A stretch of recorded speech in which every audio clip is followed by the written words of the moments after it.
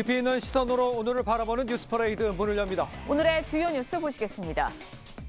오늘 새벽까지 이어진 서울 시내버스 노사 임금 협상이 최종 결렬됐습니다. 버스 7,200여 대가 새벽 4시부터 파업에 돌입해서 출근길 시민들의 큰 불편을 겪고 있습니다.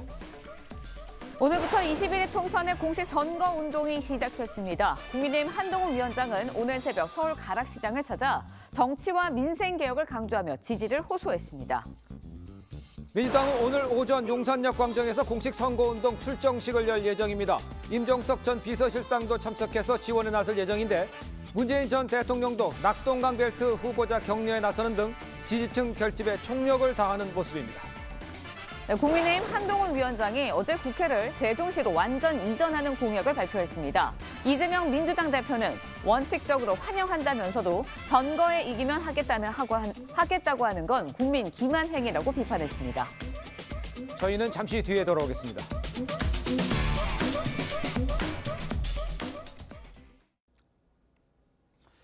시청자 여러분 안녕하십니까? 목요일 아침 뉴스 퍼레이드 이상목입니다. 서울 시내버스 노사 간 임금 협상이 결렬됐습니다. 노조는 예고한 대로 오늘 새벽 4시부터 파업에 돌입했습니다. 12년 만에 총파업인데 서울 시내버스 98%가 운행을 멈추면서 출근길 대혼란이 예상이 됩니다. 첫 소식 정준영 기자입니다. 서울 시내버스 운전기사 임금 인상 협상 막판 조정 절차 시한인 어제 자정. 마지막 협상을 이어갔지만 양측은 좀처럼 접점을 찾지 못했습니다. 오늘은 본 조정 과정은 종료되었음을 선언하겠습니다. 노조는 인천 경기 지역으로의 인력 유출을 막으려면 시급을 12.7% 올려야 한다고 요구했지만 사측은 2.5% 수준을 제시하며 맞섰습니다. 최근 물가, 임금 인상률과 비교하면 노조 요구가 과하다는 주장입니다. 지금 서울의 임금이 지방 대도시나 인근 경기도와 비교해서도 서울이 가장 높은 상황이고 이후 임금 인상률 6.1%가 새로 제시됐으나 끝내 합의에 달하진 못한 것으로 전해졌습니다. 결국 양측 사이 고성이 오갔고 조정 시작 11시간 만인 새벽 2시 20분쯤 협상이 결렬됐습니다. 공익위원님들이 6.1%를 제안을 했는데 서울시에서 못 받아들인다 해서 결국 파업으로 가는 겁니다. 노조는 예고대로 새벽 4시 첫 차부터 운행을 중단했습니다. 12년 전인 2012년에도 파업이 진행됐지만 20분 만에 그친 부분 파업이었습니다. 이번 파업에 참여하는 서울 시내버스는 총 61개사 7,200여 대로 전체의 98%에 달해 시민들 불편은 불가피할 전망입니다. TV조선 정준영입니다. 서울 버스 파업으로 당장 출근길 시민 불편이 예상이 됩니다. 서울시는 지하철 증편과 연장 운행 등 대책을 마련했다는데 최근 지금 이 상황이 어떤지 현장 취재 기자를 연결해서 자세히 알아보도록 하겠습니다. 자, 고승현 기자. 네, 서울역에 나와 있습니다. 출근길 혼잡이 시작이 됐습니까? 네, 이곳 서울역은 버스 파업 소식을 듣고 출근길을 서두른 시민들로 북적입니다. 평소 타던 버스가 오지 않자 시민들은 택시와 지하철 승강장으로 몰려들었습니다. 오늘 제가 일찍 출근을 했는데 이렇게 버스 파업으로 인해서 너무나 지하철을 혼잡합니다. 서울시는 오늘 새벽 4시 첫 차부터 비상수송 대책을 시행했습니다. 지하철은 출퇴근 시간대를 1시간씩 연장하고 심야 운행 시간도 1시간 연장해 내일 새벽 2시까지 운행될 예정입니다. 출근 시간인 아침 7시부터 10시까지, 그리고 퇴근 시간인 저녁 6시부터 9시까지 지하철 혼잡이 예상돼 열차가 추가 투입됩니다. 서울시는 25개 자치구에 무료 셔틀버스 총 480대를 투입해 지하철역과의 연계도 도모했습니다. 무료 셔틀버스는 총 119개 노선에 투입돼 오늘 하루 총 4,959회 운행될 것으로 보입니다. 보광운수와 정평운수, 원버스 등 12개 노선은 파업에 참여하지 않고 정상 운행합니다. 오늘 오전 내내 서울 지역에 비까지 예보돼 있어 출근길 극심한 혼잡이 예상됩니다. 버스와 지하철 운행 등 실시간 교통 상황은 다산 콜센터와 교통정보센터 등을 통해 확인할 수 있습니다. 서울역에서 TV조선 고승현입니다. 네, 전해드린 대로 서울 시내버스 노사 간 임금 협상 최종 결렬이 돼서 서울버스가 12년 만에 멈췄습니다. 네, 관련 내용 정혁진 변호사, 조기현 변호사와 함께 자세히 짚어보도록 하겠습니다. 안녕하세요. 안녕하세요. 네, 반갑습니다.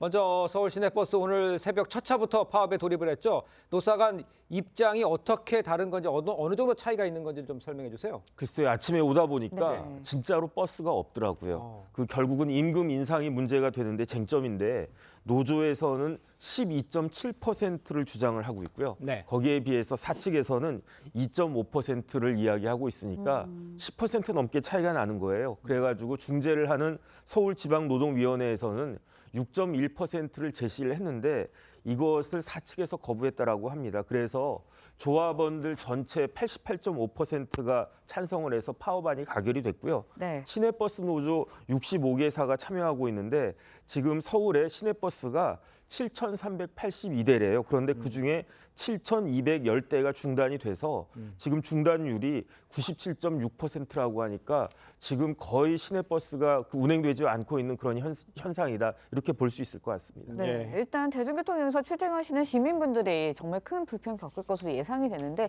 서울시가 일단 지하철 증편 이런 연장 운행 등의 대책을 마련하고 있습니다. 구체적으로 어떤 안이 마련되어 있나요? 일단 서울시는 비상수송 대책본부를 가동하고 있고요. 네. 비상수송 대책으로 해서 출근길에 지하철과 연계된 셔틀버스를 운행하고 또 지하철 운행 횟수와 운행 시간을 연장해서 출근길 교통 대란을 막기 위해서 노력하고 있고요. 또 예. 다산 콜센터 등등 해서 실시간 교통 정보를 제공해서 출국길 시민들이 그 정보를 이용해서 출근에 지장이 없도록 하는 조치를 취하고 있습니다. 자, 그렇다면 이 네. 파업이 언제까지 되는 건지 중간에 어느 정도 시점에서 타협이 될 수가 있는 건지 그건 어떻게 예상할 수가 있을까요? 일단 노조에서는 파업 기한을 정해놓지 않고 있습니다. 그렇습니까? 그러니까 이제 무기한인데 예. 다만 파업을 지속할지 여부를 매일매일 재결정한다라고 하니까 네. 그러니까 이제 내일은 또 어떻게 예. 될지 모레는 어떻게 될지 기대를 갖다가 해야 될 것 같은데 네. 사실 지금 쉽지 않은 사람이 어디 있겠습니까? 모두가 어려운 그런 상황이 아니겠습니까? 예. 그렇습니다. 이러한 과정에서 노측과 그 사측이 잘 합의해가지고 합의점을 도출했으면 좋겠고요. 무엇보다도 예. 서울시가 역할을 좀 해줬으면 좋겠다는 생각입니다. 알겠습니다. 현재 의료 공백까지 이어지고 있는 상황인데 버스 파업으로 시민 불편은 더 커진 상황이라고 봐야겠습니다. 그렇습니다. 지금 안 그래도 이 선거 상황에 그 거리에서 나가도 이제 예. 되게 혼란스러운데 의료 파업으로 지금 국민들 불안이 계속되는 가운데 또 교통 대란까지 이어지지 않을까 예. 우려가 됩니다. 예. 서울시가 대책을 마련하고 있지만 어찌됐든 노사 합의가 빨리 이루어져야 될 것 같습니다. 그렇습니다. 네, 알겠습니다. 이번에는 다음 이야기도 해보도록 하겠습니다. 예. 대한의사협회 신임 회장이 총파업을 언급하면서 의료 공백 더 커질 것이다라는 우려 나오고 있습니다. 그런데 일단은 정부는 총파업에 대해서는 강경한 입장을 보이고 있습니다. 예, 그렇습니다. 유연한 처리를 대통령이 지시했고 한동훈 위원장이 나서긴 했지만 정부가 원칙에서 전혀 물러서지 않고 있습니다. 일단 네. 2,000명 증원에 대해서 규모 축소에는 여지가 없다는 것이고 전공의들의 복귀에 대해서도 유연한 처리를 얘기는 하고 있지만 원칙대로 처리를 또 얘기하고 있어서 예. 협의의 여지는 좀 없습니다만 어쨌든 총리도 나서고 있고 여당에서 나서서 중재를 위한 노력을 하고 있습니다. 자, 의협은 일단 이 전공의들의 복귀를 위해서는 대통령이 직접 전공의들과 대화에 나서야 한다 이런 입장입니다. 의협이 요구대로 대통령과 전공의가 직접 만날 가능성 이거는 어떻게 있을 수 있나요? 지금 상황에 대해서 저를 포함해서 국민들 피로도가 아주 높아지고 있고 네. 그렇습니다. 더 중요한 건 뭐냐면요.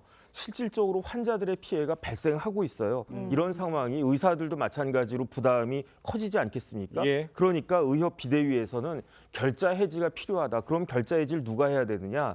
대통령이 직접 전공의들을 만나야 되는 것이 아니냐 이렇게 주장을 하고 있는데요. 네. 아무리 그래도 그렇지 대통령이 무조건적으로 모든 사람들을 다 만날 수는 없는 거 아니겠습니까? 일정 부분 조율도 되어야 되고 일정 부분 정책 결정도 다시 돼야 되는데 예. 지금 대통령실의 입장은 제가 봤을 때에는 필수 의료 분야에 대규모 예산을 편성할 테니까 이런 부분들을 감안해 달라 이런 이야기를 하는 것 같은데 그런데 전공의들은 다른 것보다도 의대 증원이 핵심이다 이렇게 이야기하고 있지 않습니까? 네. 이러한 상황에서 대통령이 어떻게 결심을 하실지 지켜봐야 되는 것이 아닌가 싶습니다. 네, 근데 이런 가운데 한 대학이 비수도권 의사 구인난 해결을 위해 지역 의사 전형을 도입하기로 했습니다. 구체적으로 어떤 내용인가요?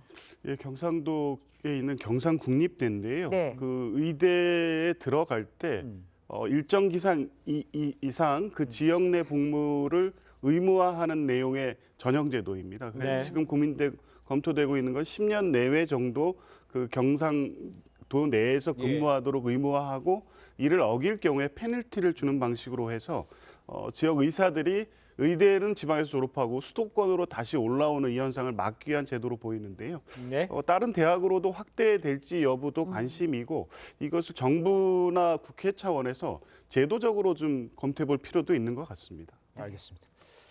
자, 다음 소식도 짧게 짚어보겠습니다. 또래 여성을 살해하고 시신을 유기한 혐의로 기소된 이 정유정 항소심에서도 무기징역을 선고받았습니다. 재판부의 판단은 어떻게 평가를 하십니까? 일단은 봤을 때 이 사건 봤을 때 제가 봐도 범행 동기가 황당하지 않습니까? 그다음에 이제 범행 수단은 굉장히 더 이상 뭐라고 할 수 없을 정도로 극도로 잔인하고 그런데다가 정유정이 과연 제대로 반성을 하고 있는 것인가? 반성문 많이 제출했다라고 하지만 그것이 진정한 반성인가? 이런 의문이 들 수밖에 없는 거죠. 그렇기 때문에 재판부에서도 양형에 대해서 고민을 많이 했을 것으로 판단이 되는데 재판부 입장은 첫 번째로 정유정의 성장 과정이 평범하지 않았다, 평탄하지 않았다. 그렇기 때문에 부정적인 감정이 어렸을 때부터 쭉 쌓여 있을 수 있고 그러니까 내면의 스트레스가 많았던 것도 사실이다. 그다음 무엇보다도 정유정이 전과가 아마 없었을 거예요. 그러니까 이런 부분들을 참작을 하면 그 극형인 사형에 처하기보다는 무기징역으로 사회에서 영원히 격리하는 것이 필요하다라고 1심에 이어서 항소심도 같은 판단을 한 것으로 판단됩니다. 네, 그런데 정유정은 2심 재판부에서도 40여 차례 반성문을 내면서 선처를 호소했습니다. 하지만 결론은 일단 재판부는 받아들이지 않은 거예요. 그렇습니다. 이 반성문을 내는 건 횟수가 중요하지 않고요. 수사나 공판 과정에서 실제 진지하게 반성하고 있는 태도를 보이느냐가 중요한데 이미 알려진 바와 같이 정유정이 접견 과정에서 억지로라도 성의를 보이기 위해서 반성문을 쓰겠다. 이런 얘기를 했던 부분을 검찰이 증거로 제출했습니다. 항소심에서 40여 번 반성문을 제출했다고 하더라도 정유정의 전반적인 태도를 볼 때 진지한 반성을 하고 있지 않다고 본 것 같습니다. 알겠습니다. 자, 두 분 말씀은 여기까지 듣겠습니다. 고맙습니다. 고맙습니다. 감사합니다. 네, 총선 공식 선거운동이 오늘 시작됐습니다. 국민의힘 한동훈 비대위원장 첫 선거운동을 국민의 미래 이뇨한 선대위원장과 함께 서울 송파구 가락시장에서 시작했습니다. 한 위원장은 정치와 민생개혁을 약속하며 지지를 호소했습니다. 이채림 기자의 보도입니다. 새벽 0시 서울 가락시장을 찾은 한동훈 위원장. 국민에게 더 나은 민생과 경제를 제공하겠다며 공식 선거운동 시작을 알렸습니다. 땀 흘려 일하는 생활인을 대변하는 정당이고 그런 분들이 더 잘 살기를 바라는 정당입니다. 시장 방문에는 국민의 미래 인요한 선대위원장과 국민의힘 배현진 의원 등 송파 지역구 후보 3명도 함께했습니다. 청과시장에서 배추와 과일 등을 살펴보며 상인들의 애로를 들은 한 위원장은 물가 대책 마련에 노력하겠다고 약속했습니다. 물가 문제는 항상 국민들께서 어려움을 겪으시니까 저희가 더 겸허하게 더 조치를 많이 해야 될 것 같습니다. 범죄 세력을 심판하고 정치 개혁을 해야 민생 개혁도 가능하다며 민주당 이재명 대표와 조국혁신당 조국 대표 심판을 강조했습니다. 전날 국회 세종 이전 공약과 관련해 이 대표가 여당이 할 수 있으면서 안 하고 있다고 비판한 데 대해선 그런 식의 비아냥거리는 태도가 대한민국의 전진을 막고 있다고 맞받았습니다. 한 위원장은 오늘 마포구와 용산구, 강북구, 도봉구 등 약세 지역으로 꼽히는 서울 강북 지역을 돌고 경기 의정부까지 지원 유세에 나설 예정입니다. TV조선 이채리입니다. 네, 더불어민주당은 오늘 오전 서울 용산역 광장에서 공식 선거운동 출정식을 엽니다. 공천 갈등을 빚었던 임종석 전 대통령 비서실장도 참석해 지원에 나설 예정인데 문재인 전 대통령도 낙동강벨트 후보자 격려에 나서는 등 선거를 앞두고 막판 지지층 결집에 총력을 다하는 모양새입니다. 서영일 기자의 보도입니다. 연일 험지를 찾으며 지지를 호소하는 이재명 대표.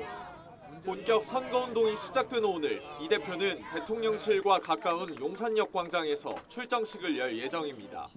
헬로윈 참사와 이종섭 호주대사 문제 등을 앞세워 정권 심판론을 강조할 것으로 보입니다. 이번 4월 10일은 역사적인 분기점입니다. 국민이 이 나라의 주권자임을 증명하는 국민이 승리하는 심판의 날이라야 합니다. 공천을 두고 갈등을 벌였던 임종석 전 비서실장도 이 자리에 참석해 이 대표와 만납니다. 두 사람이 한 자리에 모이는 건 공천 파동 이후 처음으로 친문계 핵심으로 꼽히는 임 전 실장과 만나 야당 결집을 도모하는 거란 해석이 나옵니다. 문재인 전 대통령까지 민주당 지지층 결집에 힘을 보탰습니다. 어제 고향인 경남 거제를 찾은 문 전 대통령은 민주당 상징색인 파란 점퍼를 입고 해당 지역구 변광용 후보를 격려했습니다. 내일은 자신의 지역구를 이어받은 부산 사상 배재정 후보를 지원할 것으로 알려졌습니다. 본격 선거 레이스가 시작되면서 야권도 막판 지지층 결집에 총력을 기울이는 모습입니다. TV조선 서영일입니다. 네, 오늘부터 22대 총선의 공식 선거 운동이 시작됐습니다. 여야 모두 13일 동안 사활을 건 선거 운동에 돌입하게 되는데 여의도 사투리를 쓰지 않겠다고 했던 국민의힘 한동훈 위원장은 먼저 국회를 세종으로 완전히 이전하는 공약을 발표하며 승부수를 띄웠습니다. 한송원 기자의 보도입니다. 국민의힘 한동훈 비대위원장이 4월 11일 여의도 정치를 끝내는 날로 규정했습니다. 국민의힘은 이런 정치 개혁의 상징적인 완성으로서 여의도 정치의 끝, 여의도 국회의 완전한 이전을 약속합니다. 여의도 국회를 세종시로 완전히 이전하고 현재 국회의사당 주변 부지를 서울의 랜드마크로 만들겠다는 겁니다. 지난해 10월 본회의장과 국회의장실 등 국회 주요 기능을 여의도에 남기는 세종의사당 법이 통과됐지만 한 위원장은 국회 기능을 아예 남기지 않겠다고 했습니다. 원형을 유지하면서 프랑스의 오르세 미술관이나 영국의 테이트 모던 같은 세계적인 전시 공간으로 만들어 복합문화시설 국회를 품은 여의도를 홍콩과 견주는 글로벌 금융 중심지로 만들자는 청사진도 내놨습니다. 대통령실은 대선 공약인 대통령 제2집무실 세종시 설치에 속도를 내달라고 관계 부처에 요청하겠다며 한 위원장 공약에 힘을 실었고 오세훈 서울시장도 환영 의사를 밝혔습니다. 각종 국회의원 특권 폐지를 제안했던 한 위원장이 탈여의도 정치를 여권 위기 탈출의 승부수로 띄운 거란 분석이 나옵니다. TV조선 한송원입니다. 네, 앞서 전해드린 대로 오늘부터 13일 동안 22대 총선의 공식 선거 운동이 시작됐습니다. 여야 사활을 건 승부를 펼칠 예정인데 국민의힘은 오늘 자정 가락시장에서 공식 선거 운동의 첫 행보를 시작했습니다. 더불어민주당은 오늘 오전 10시 대통령실에 가까운 용산역 광장에 모여 출정식을 갖고 공식 일정에 들어갈 예정입니다. 먼저 관련 영상 보고 이야기 이어가겠습니다.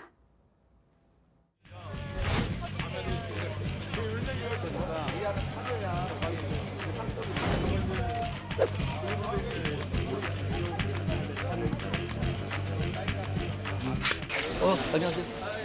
분위기 많이 힘드시거든요. 저희가 죄송스럽고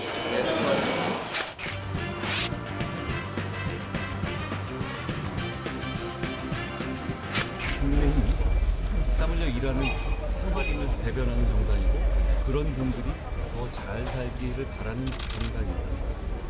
저희가 그런 의미에서 오늘 이 가락시장에서 첫날을 시작합니다.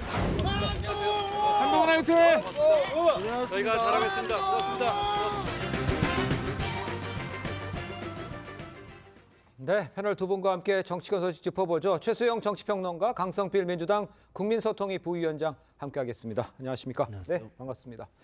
자, 먼저 한동훈 위원장 공식 선거운동 첫 일정으로요. 가락시장을 택했습니다. 먼저 어떤 의미가 있다 이렇게 분석할 수 있을까요? 그렇죠. 뭐 어떤 정당이든 이제 그 출범식을 할 때 네. 어떤 장소를 택하는 건 메시지가 담기기 마련입니다. 그래서 우리가 장소의 정치학이라고 부르기도 하죠. 그런데 예.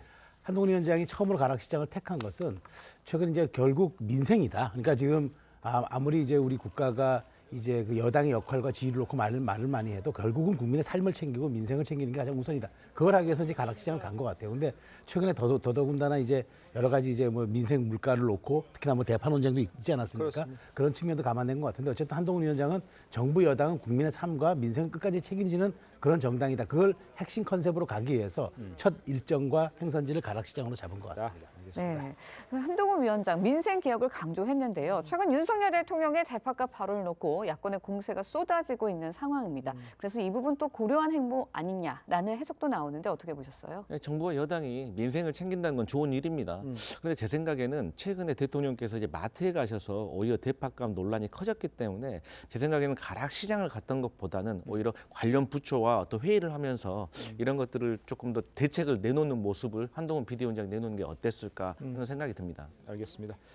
자, 민주당 상황도 보죠. 민주당은요, 오늘 오전 10시에 용산에서 선거운동 출정식을 할 예정입니다.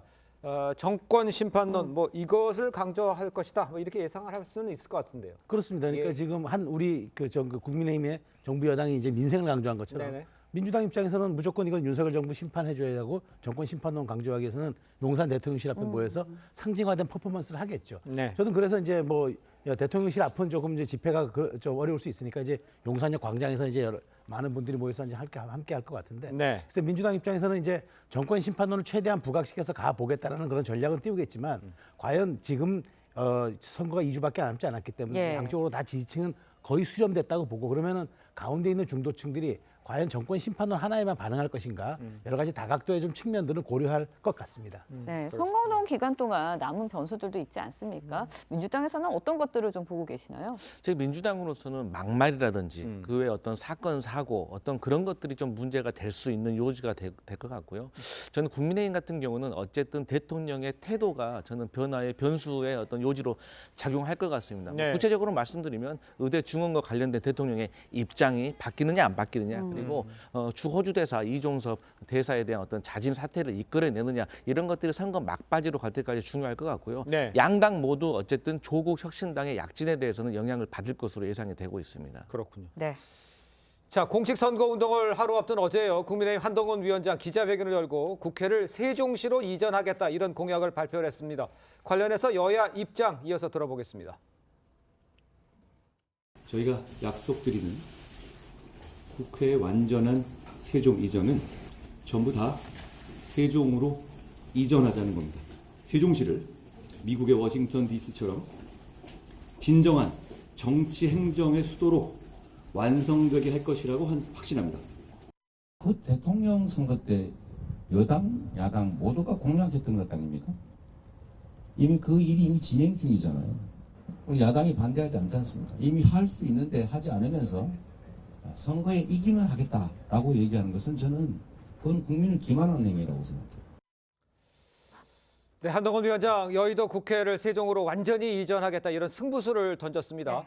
여당의 반등책 이게 될 수 있을까? 이게 관심인데 어떻게 예상하십니까? 그럼 여당이 지금 수도권에서 조금 어렵다 얘기가 있고 그다음에 충청권에 이제 스윙 보터들이 많은데 여기도 지금 접전이라 이런 얘기들이 많지 않습니까? 네. 그러다 보니까 국회 세종시 이전은 어쨌든 수도권과 그다음에 충청권에 반응할 수 있는 그런 스윙 카드가 저는 충분히 된다고 봅니다. 네. 왜냐하면 이제 그 세종시 이전으로 인해서 국가 균형 발전도 이루어지겠지만 국가 효율성도 제고하는 측면이 있고 그래서 이제 세종시의 완성이라는 그런 또 하나의 측면이 있기 때문에 세종시를 지금 말한 그대로 워싱턴 DC 같은 형태로 만들겠다는 게 한동훈 위원장 생각 아닙니까? 아무래도 그렇죠. 충청권에서 반응할 수 있는 이슈가 되겠고 예. 특히나 이제 여의도를 중심으로 여의도가 다시 국회가 재개발이 되고 재구성이 된다 그러면은 이른바 한강벨트, 마용성이라든가 동작이라든가 영등포는 충분히 영향을 받을 수 있는 그런 그 가능성이 있기 때문에 이 부분은 수도권과 충청을 겨냥한 그런 아주 승부수로 저는 해석이 됩니다. 예. 네, 이재명 대표 앞서서 들으셨지만 반대하지 않겠다. 하지만 선거에서 이기면 하겠다는 거는 국민 기만이다라고 이야기를 했습니다. 민주당은 어떤 입장인 건가요? 저희 민주당은 결론부터 말씀드리면 분명하게 찬성을 하고 사실 이 의제 같은 경우는 53년 전에 김대중 대통령, 22년 전에 노무현 전 대통령께서 먼저 주장을 하셨어요. 그리고 네. 저희가 2020년 7월에도요 야당 그 교섭단체 연설에서도 분명히 했고요. 네. 이때 당시에 오히려 국민의힘이 부동산 투기의 기회 찬스를 맞으려고 하는 거 아니냐라고 비난을 했었거든요. 그럼에도 불구하고 국가 균형 발전 차원에서 네. 국민의힘에서 여기에 대해서 추진을 하겠다면 야당으로서는 적극 협력할 것이고요. 네. 다만 이제 개헌이라는 문제가 좀 남아 있는 것 같습니다. 근데 이제 개헌에 대해서 여러 가지 그 소지가 오해의 소지가 있는데 좀 불안한 것은 선거 이후에 이게 흐지부지 될까 봐 저희는 야당으로서 그게 걱정된다. 어떤 야당으로서는 적극 협력하겠다 이런 입장입니다. 지금 언급해 주셨던 그 위헌 소지 문제 또 이제 개헌에 관련된 거 네. 이런 것들은 어떻게 생각하면 될까요? 저도 큰 문제가 안 될 거라고 보는 게 왜냐하면은 이제 이게 2004년도에 이제 헌법재판소가 관습헌법으로 판결을 내린 거 아닙니까? 20년이 지났기 때문에 사실은 시대 상황도 많이 바뀌었고요. 또 하나 이제 벌써 2년 전에 국회가 국회법을 통과시켜서 세종시 분원을 설치하기로 했습니다. 그래서 지금 당장 12개 상임위원회와 여러 가지 이제 우리 말하자면 우리 입법정책처, 예산정책처가 내려가게 됩니다. 그러니까 실제 이제 앞으로 국회 남는 건 반쪽 자리밖에 없어요. 본회의장하고 5개 상임위하고 국회의장실입니다. 네. 자, 그럼 이렇게 행정 비효율성 국회가 감당해야 할까요? 저는 이거는 국회가 다시 법으로 여야가 합의하면은 굳이 개헌까지 가지 않아도 저는 이 부분은 완성될 수 있기 때문에 뭐 이거는 더 이상 뭐 논쟁의 여지가 없다고 저는 생각합니다. 알겠습니다. 네, 충청권과 수도권 표심에도 어떤 영향을 미칠지 관심인데요. 어떻게 분석하고 계시나요? 아무래도 이게 이제 오래된 어떤 의제이기 때문에 저는 그렇게 표에 그 영향을 줄 거라고 생각을 하지 않습니다. 오히려 국민들은 이게 여야가 동의를 하고 있지만 어쨌든 개헌을 해야 할 수도 있거든요. 근데 개헌을 하게 되면 이거 외에도 권력 구조를 개편하자라는 다른 의제까지 붙을 수가 있어요. 그래서 또 다시 여야의 합의가 불발이 될 수가 있고 또 다음 대선에 공약으로 가는 것이 아니냐 하는 불안함이 있기 때문에 어떤 충청권이라든가 수도권의 민심이 그렇게 크게 움직이지는 않을 것으로 예상하고 있습니다. 알겠습니다. 자, 이런 가운데 이종섭 대사를 둘러싼 논란도 이어지고 있습니다. 관련해서 이뇨한 위원장 이야기 들어보겠습니다. 대한민국에서는 그거의 큰 이슈지만 사실 외국 사례 같으면 이슈도 안 돼요. 왜? 공무원입니다. 그분이 공무원이기 때문에 자기가 잘못한 일이 있으면 언제든지 들어올 수 있고 군수가 산불 나면 해직되는데 산불 원인도 따지고 군수가 뭐 불을 질렀어요? 꼭 장관이 뭐 죄가 있는 게 확실합니까? 그 이뇨한 위원장 얘기 들어보면 외국 같으면 논란이 되지도 않는 이야기다 이렇게 이제 발언을 했어요. 민주당 의원께서는 어떻게 들으셨습니까? 그러니까 이러한 모습들이 국민의힘의 어떤 정당 지지율이 하락하는 모습인 것 같아요. 여기는 외국이 아니라 대한민국 아니겠습니까? 그리고 또 국민들이 공감을 하지 못하고 있어요. 왜 대통령실의 외압이라는 어떤 정황들이 의혹이지만 드러나고 있기 때문에 국민들이 궁금해하고 있어요. 그러니까 정치권에서 사실이 중요한 게 아니라 국민들이 어떻게 인식하느냐가 중요한 거 아니겠습니까? 그래서 국민의힘에서 이종섭 대사 문제와 관련해 가지고는 빨리 자진 사퇴를 시키고 정정당당한 어떤 수사에 임하는 모습을 보여주는 것이 선거에 그나마 도움이 될 거라 이렇게 보고 있습니다. 근데 저는 제가 보기에 물론 이뇨한 위원장이 좀 틀릴만한 건 아니거든요. 이제 중요한 건 이뇨한 위원장은 이거죠. 아니 형이 확정되지도 않았고 그래서 외국에 나갔는데 그리고 외국 나서 지금 들어왔는데 무슨 공무원이 도주대사냐. 그러니까 이거는 그건 아니다. 그러니까 말하자면 수사가 진행돼서 조사를 받으면 될 일이고 이렇게 말하자면 프레임을 씌워서 하는 건 악의적이다라는 얘기를 한 것 같아요. 그런데 어쨌든 지금 우리가 중요한 거는 이슈보다도 우리가 이슈를 대하는 태도가 중요하다고 하지 않습니까? 그래서 저는 이 총선이 진행됐기 때문에 지금 아무리 이종섭 장관의 문제들이 적법하고 지금 뭐 말하자면은 부적절한 점은 없다 할지라도 이런 것들이 국민들의 눈높이에 맞추기 위해서는 최소한 이것을 다루는 그 여권의 태도가 조금 그래도 좀 신중해졌으면 하는 그런 바람을 저도 갖고 있습니다. 알겠습니다. 이종섭 대사 측, 공수처 측에 재차 수사를 촉구하고 있는데 앞으로 이제 공수처 수사 어떻게 진행될 거라고 보시나요? 공수처에서는 이한기사 수사가 시작됐기 때문에 이제 압수물 분석이 끝나가는 과정에 있다고 해요. 그러니까 압수물 분석이 끝나고 나면 이 수사의 방향을 어디로 가야 될지 결정이 대충은 날 겁니다. 그리고 그 수사 일정에 맞춰서 그 이종섭 대사가 충실하게 조사를 받는 것이 저는 맞다고 봅니다. 알겠습니다. 자, 다음 소식도 짚어보겠습니다. 총선을 2주 앞두고 정치권 일각에서 이 범야권 200석 시나리오 제기가 되고 있습니다. 관련 이야기를 먼저 듣도록 하겠습니다. 우리가 200석 이상을 차지하는 민주당 되도록 힘차게 심판합시다. 이번이 이기면 200석이 됩니다. 200석 화이팅! 민주, 진보 개혁 세력들이 약진해서 200석을 만든다고 하면 윤석열 대통령을 한 해 또 가능하다.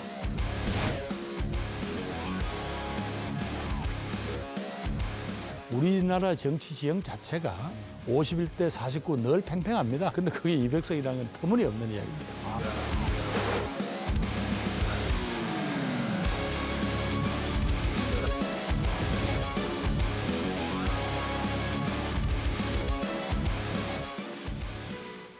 그 선대위원장이 네. 직접 나와서 위에서 터무니없는 얘기라고 얘기를 했습니다만 이 야권 내에서는 200석이가 계속 나오고 있어요. 어떻게 봐야 되는 겁니까? 근거가 있어서 이러는 겁니까? 어떻게 생각하세요? 아니, 저희 민주당에서는 김민석 상원실장이 이미 백중세라고 그 객관적인 데이터를 통해서 발표를 하셨어요. 네. 그리고 200석에 대해서 엄중 경고론도 내린 상황입니다. 네. 다만 일부 지역에서 그런 말씀을 하시는 거는 지역마다 사실 겸손한 모습도 중요하지만 어떤 지역에서는 우리가 더 이길 수 있다는 자신감을 고취해야지 선거에서도 유리한 선거구가 분명히 있습니다. 그래서 약간 다른 그 말들이 나오는데 그럼에도 불구하고 선거에서 그런 오만한 모습 보인다면 패배의 지름길이 될 겁니다. 네. 하지만 분명한 것은 국민들께서는 정권 심판을 하려고 마음은 드셨다. 다만 회초리를 들 것이냐 아니면 몽둥이를 들 것이냐 그 차이라고 보거든요. 그래서 회초리를 들면 민주당에게 일당 정도는 주실 것 같고 몽둥이를 들면 과반 정도를 주실 것 같지 그 이상은 현실적으로 어렵다. 저희는 그렇게 판단하고 있습니다. 알겠습니다. 네, 범야권 200석이 되면 헌법 개정도 가능하고 탄핵소추안 의결도 할 수 있습니다. 또 여소야대 국회에서 그나마 가지고 있었던 대통령 거부권 행사도 무력화시킬 수 있는 상황이 됩니다. 그렇다 보니까 보수층 결집에 효과적이지 않냐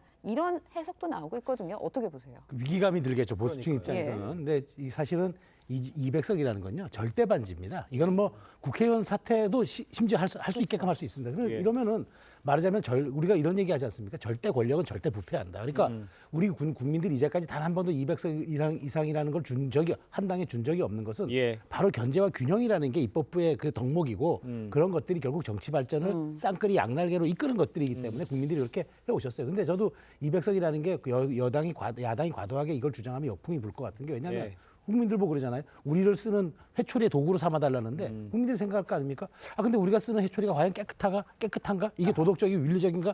이 회초리는 사용해도 되는가? 이런 것들에 대한 문제를 남길 수도 있기 때문에 어쨌든 민주당은 지금 몸납치기로 가고 있지만 실제 마음속은 200석이 있는 것 같아요. 아마 제가 보기에는 이게 아마 또 과도하게 이걸 표현하다 보면 분명히 또 그 역풍이 부는 반작용도 있을 겁니다. 알겠습니다. 몸 낮추기를 하고 있는 것 같다라고 말씀해 주셨습니다. 민주당이요 현행 20명인 이 교섭단체 기준을 낮추겠다는 공약을 내놓은 이것도 이 범야권 200석을 위해서 조국 혁신당과 연대둔 거 아니냐 이렇게 만약에 얘기를 하시면 어떻게 답하시겠어요?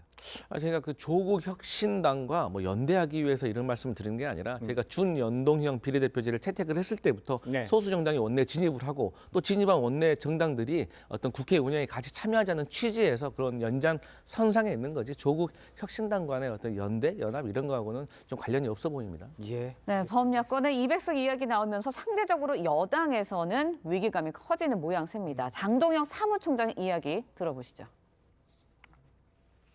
많은 후보들이 위기감을 가지고 있고 좀 쉽지 않은 상황에서 선거운동들을 하고 있습니다. 이런 상황에 대해서 대통령실에서도 면밀하게 검토하면서 예의주시하고 계시리라고 생각합니다. 자, 직접 들어보셨습니다만 장동영 사무총장의 이야기가 당 지도부에서도 대통령실에 대한 언급이 지금 나온 상황이죠. 당 일각에서는 윤 대통령이 직접 입장을 표명해야 한다 이런 의견도 제기가 됐습니다. 여당의 분위기를 어떻게 읽으면 되겠습니까? 절박하다 이렇게 한마디로 좀 표현할 수 있을 것 같습니다. 왜냐하면 한동훈 위원장이 얘기한 대로 이번 총선에서 지잖아요. 2당이 되잖아요. 그럼 윤석열 정부는 국정과제 하나 못하고 공약 하나 이행하지 못하고 법률 하나 통과시키지 못합니다. 그리고 운명 공동체잖아요. 당과 정부는. 그러면 당도 같이 아무것도 하지 못하는 정말 식물 정부를 보좌하는 식물 그 정당이 될 수밖에 없기 때문에 이 절박함이 있으니까 무엇이라도 해보자. 그것이 설령 국민이 원한다면은 대통령실의 어떤 입장 표명 혹은 뭐 윤 대통령의 기자회견도 검토해야 되는 것 아니냐. 이런 절박감에서 이런 목소리들이 분출하는 것 같습니다. 네, 이쯤에서요 여론조사도 한번 살펴보도록 하겠습니다. 이번 총선에서 관심 지역구 중에 하나죠. 인천 계영을 여론조사 한번 살펴보도록 할 텐데요. 한국갤럽 조사에서 이재명 대표가 46%, 원희룡 전 장관이 42%, 오차 범위 내에 있고요. 리서치앤리서치 조사에서는 이 대표가 50.5%, 원희룡 전 장관이 37.5%, 오차 범위 밖에서 앞서고 있거든요. 여론조사마다 차이가 굉장히 큰데 판세를 어떻게 분석하고 계세요, 민주당에서는? 아무래도 이제 선거는 뚜껑을 열어봐야 알지 않겠습니까? 하지만 근데 지금 인천 계양을 같은 경우에서 각자의 어떤 여론조사 결과가 다르게 나오는 것은 제가 봤을 때는 그 여론조사 방식 그리고 샘플이라든지 그리고 최근에는 어떤 그 국민의힘의 정당 지지세가 조금 수그러들면서 어떤 정치적 올바른 현상 그러니까 샤이 보수가 조금 나오는 거 아닌가 그래서 이번 여론조사에는 조금 벌어진 것 같고요. 예. 그럼에도 불구하고 2000년 16대부터 2020년 21대까지 이 지역은 민주당 강세 지역이었습니다. 그렇죠. 그렇기 때문에 그래서 이재명 대표가 대표직을 수행하면서도 어떤 지역구 관리를 보다 조금 용이하게 하기 위해서 인천 계양으로 간 측면도 있고요. 네네. 또 현재 인천 계양을에서는 저희 민주당이 보기에는 정권 심판론이 아무래도 더 우세하다고 지금 평가를 하고 있어요. 네. 또 거기에 이제 원희룡 전 그 후보 같은 경우는 최근에 그 유동규 전 본부장까지 선거에 참여를 하면서 사실 좀 희화화가 되는 어떤 측면이 있었습니다. 네네네. 또 그 이천수 후원회장이 왔지만 물론 인지도에선 도움을 받았을 수도 있지만 이분이 또 4년 전에는 민주당을 또 지원했던 분이거든요. 그래서 이러한 것에 있어서 계양을 좀 주민들이 평가를 하지 않으실까 그렇게 보고 있습니다. 그 총선 전까지 예. 이재명 대표가 3번인가요? 그 총선 전까지 이제 법원에 나가야 되지 않습니까? 재판을 받으러. 네. 그런 것들은 지역의 여유는 어떤 영향들을 미칠 수 있다고 보세요? 사실 이재명 대표의 사법 리스크는 이미 대선 이후에 인천 계양을에 출마를 했을 때부터 반영이 됐다고 다 보고 반영된다. 있습니다. 그렇기 때문에 별 의미는 없지만 예. 아무래도 저는 네. 그 이재명 대표의 어떤 사법 리스크보다는 어떤 지금 정권 심판론에 관련된 이것을 과연 민주당이 제대로 할 수 있는가 그렇기 때문에 이 지역에서도 조국 혁신당에 대한 지지율이 올라가고 있는 것도 민주당에 대한 어떤 그런 의심도 있는 것으로 평가가 되고 있다. 국민의 입장에서는 계양을에 대해서는 어떻게 보십니까? 저는 이제 많이 붙었다고 봐요. 근데 네. 지금은 여론조사가 좀 약간 널뛰는 경우가 있죠. 뭐 더 그렇죠. 붙은 데도 있고 좀 네. 떨어진 데도 있고 한데 어쨌든 저는 여기서 원희룡 후보가 1월부터 선거운동하지 않았습니까? 그러니까 사실은 이 지역이 아주 넓은 지역이 아니기 때문에 아마 원희룡 후보는 서너 번을 돌았을 거예요. 몇 달 동안 돌았으니까. 더군다나 이천수 후원회장과 함께 하고 있고 그다음에 전직 당협위원장이 윤영선 위원장의 조직도 붙었고 해서 예. 지난번 사실 총선에서 보궐선거에서도 윤영선 후보와 이재명 후보 차이가 그렇게 많이 나지는 않았었습니다. 예. 그렇기 때문에 저는 지금 사실 원희룡 후보가 이재명 후보의 마크맨 역할을 좀 충실히 잘하고 있다. 그러면서 온 오프라인을 통해서 이재명 후보를 적절하게 저격하거나 혹은 또 공격하거나 이런 걸 통해서 예. 본인의 존재감을 과시하고 있는 것도 여기가 물론 야당의 텃밭이긴 해도 그럼에도 불구하고 이렇게 약진하고 있는 거는 원희룡 후보의 추격세가 저는 굉장히 가파르게 상승세를 보이고 있다고 보이기 때문에 네. 이 부분도 우리가 끝까지 주목해야 될 관전 포인트여서 계양을 선거 결과에 많은 분들이 좀 관심을 더 가질 것 같습니다. 그렇겠죠. 생각이 듭니다. 알겠습니다. 다른 지역도 살펴보죠. 오늘 서울 중성동갑에서 이 대표와 임종석 전 비서실장 함께 지원 유세에 나선다고 합니다.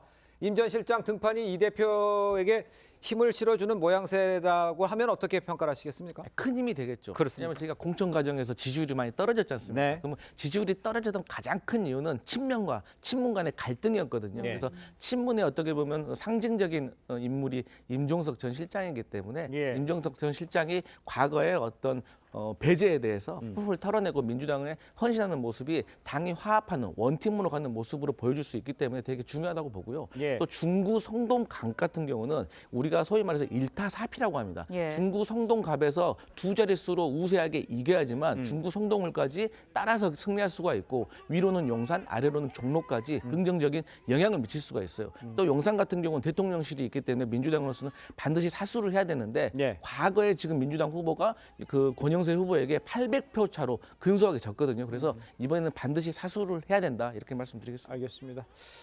자, 조국 혁신당 소식도 좀 짚어보겠습니다. 조국 혁신당이 윤석열 정부와 각을 세워온 이 박은정 전 성남지청장 비례대표 1번에 배치를 했죠. 그런데 이 박 후보 부부의 재산 1년 사이 40억 원 가량 늘어서 지금 논란입니다. 네, 일각에서는 검찰 출신 변호사인 남편이 전관 예우를 받은 게 아니냐 의혹을 제기했는데 박 후보는 사실과 다르다고 해명을 했습니다. 조성훈 기자의 리포트 보시고 이야기 이어가겠습니다.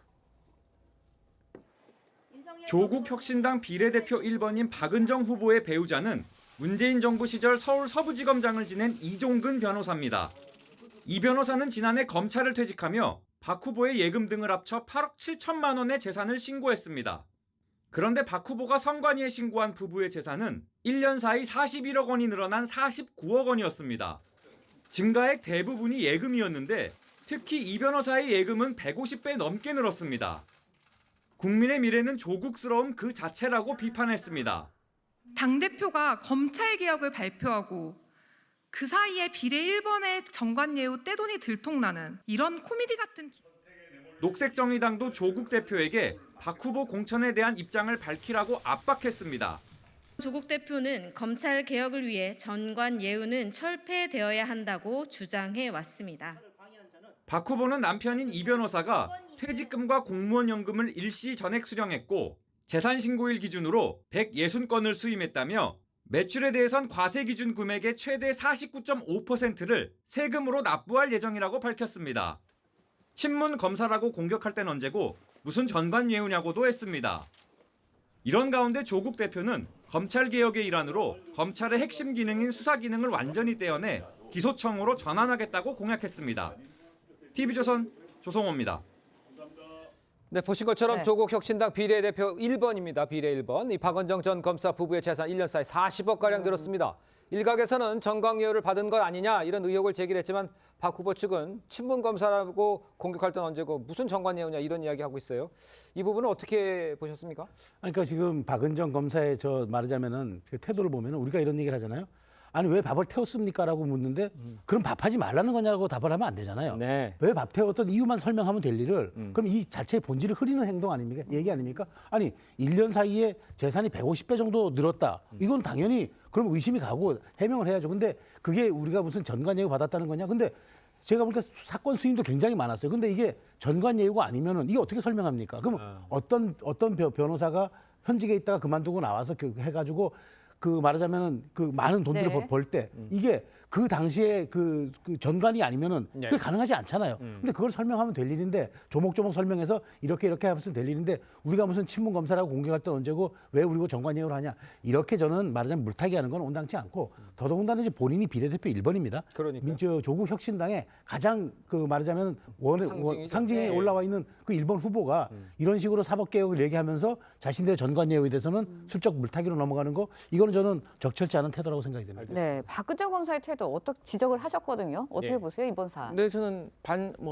일리가 있으신 말이라고 생각을 해요. 네. 그런데 좀 이런 걸 생각을 해봐야 될 것 같아요. 지금 법조인들의 정관예우 문제는 하루 이틀 일이 아닙니다. 이 국회에서 뭐 대법원장, 대법관, 헌법재판관들 여러 가지 법조인 출신의 인사청문을 해보면요, 거의 1순위가 정관예우 논란입니다. 어떤 분은요, 뭐 1년 새 뭐 30억, 60억, 그러니까 소위 말하는 도장값이라고 하더라고요. 예. 뭐 수임을 많이 하는 것도 본인이 수임을 하는 게 아니라 본인의 이름을 걸고 아래는 우리 보조 변호사라고 합니까? 그분들이 실무적인 일들은 다 처리를 하는 거죠. 그렇기 때문에 건수도 많고 건수가 많으면서 또 당연히 수임료도 비싸게 되고 그런 건데 박은정 검사는 일단은 뭐 이 40억 중에서 뭐 절반 정도는 세금을 내야 된다라고 해명을 한 것 같아요. 그래서 해명을 하게 되면 그 세금을 내게 되면 뭐 절반 정도 줄이면 뭐 한 20억 정도 되겠죠. 그리고 나름대로 뭐 부동산 자산이라든지 아니면 퇴직금까지 다 정산한 금액이라고 합니다. 그런데 어찌 됐든지 간에 이 박은정 전 검사의 문제만이 아니라 저는 법조계 전체의 어떤 이 보이지 않고 추상적인 이 정관예우 논란에 대해서는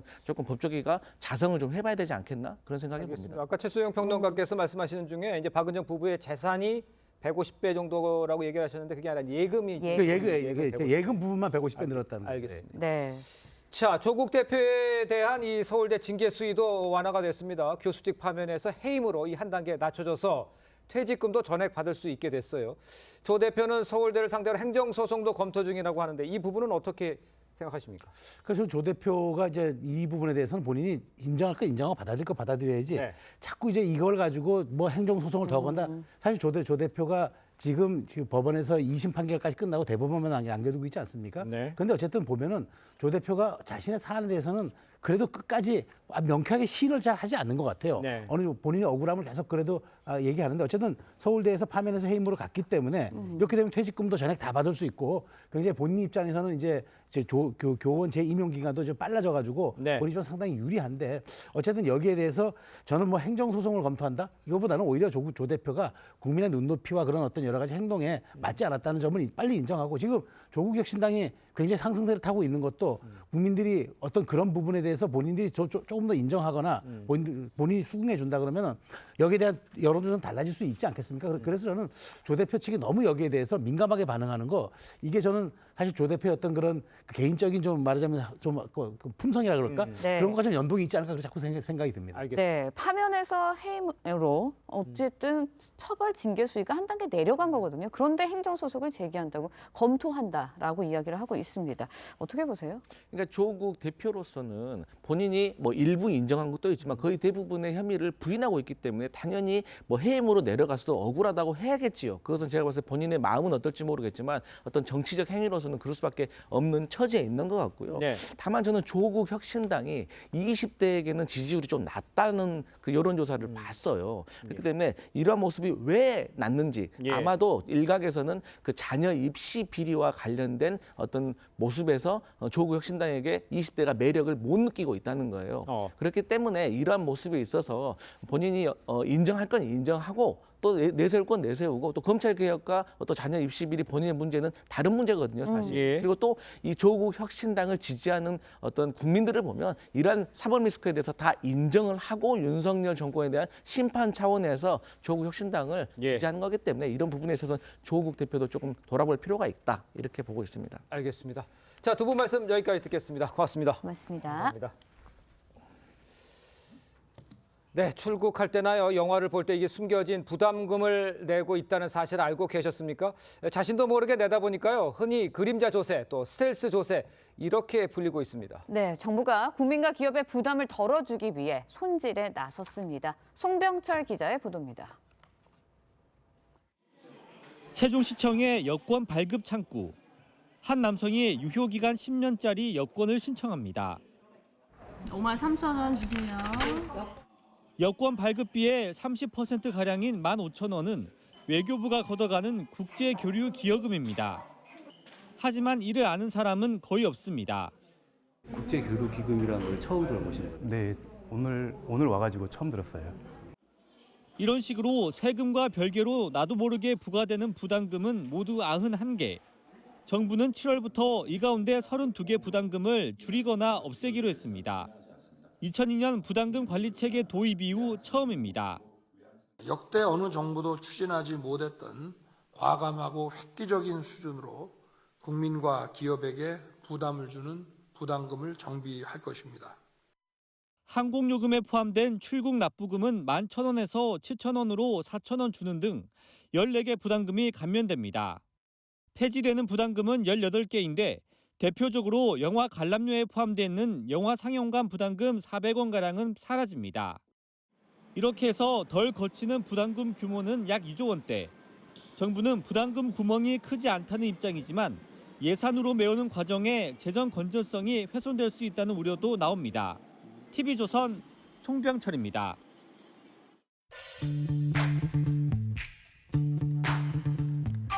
렌즈에 담긴 그 순간, 그 의미를 짚어보는 시간이죠. 사진 기자가 선택한 아침의 한 장입니다.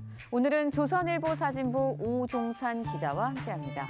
안녕하세요. 오늘 아침에 볼 사진 어떤 건가요? 네, 부산시 선거관리위원회에서 선관위 직원들이 선거 벽보를 검수하고 있는 장면입니다. 공식 선거운동이 오늘 시작됐는데요. 그동안 뒤에서 이를 준비하는 손길도 분주했습니다. 사진 기자들이 그 모습을 담았습니다. 관계자들이 제출된 벽보를 꼼꼼하게 살펴봤는데요. 검수를 마친 선거 벽보들은 오늘부터 지정된 장소에 부착될 예정입니다. 대전 선관위 직원이 51.7cm로 역대 가장 긴 비례대표 투표용지를 들어보였습니다. 차량 광고업체에서는 오늘부터 출동할 선거 유세 차량 제작을 마쳤습니다. 네, 이렇게 준비하는 모습을 보니 선거가 코앞으로 다가온 게 실감이 나는데요. 중앙선거관리위원회도 선거 준비에 분주하다고요. 네, 어제 중앙선거관리위원장이 대국민 담화문까지 발표했는데요. 공정한 투표와 개표를 위한 준비도 한창이었습니다. 중앙선거관리위원회 CCTV 통합관제센터입니다. 관계자들이 사전투표함 보관 장소에 설치된 CCTV를 점검하고 있습니다. 선관위는 공정하고 신뢰받는 선거가 될 수 있도록 최선을 다하겠다고 다짐했습니다. 대한민국의 미래를 결정하는 일이죠. 그 어느 때보다 공정한 선거 기대해 보겠습니다. 지금까지 아침의 한 장이었습니다. 오늘은 전국이 흐리고 비가 내리겠습니다. 현재는 수도권을 포함한 서쪽 지방과 남부 곳곳으로 비가 내리고 있는데요. 낮이면 그 밖 전국으로 확대되겠고 밤이면 대부분 잦아들겠습니다. 오늘 예상되는 강수량은 제주 산지와 경남 남해안에 최대 80mm의 많은 양의 비가 집중되겠고요. 그 밖 남부로는 최대 40mm, 중부지방에서는 5mm 미만의 비가 예상됩니다. 중부지방으로는 황사가 섞여 내릴 가능성이 있습니다. 오늘 비와 함께 강원 영동과 남부 해안, 제주로는 바람이 강하게 불겠습니다. 비가 내리며 낮 기온은 낮아지겠는데요. 서울이 14도, 대구 13도 예상됩니다. 내일은 중부와 전북 동부에 또다시 비가 내리겠고 주말에는 대체로 맑은 날씨가 예상됩니다. 날씨였습니다. 이상으로 목요일 뉴스퍼레이드 마칩니다. 네, 저희는 내일 아침 7시 30분에 다시 찾아뵙겠습니다. 시청해주신 여러분 고맙습니다.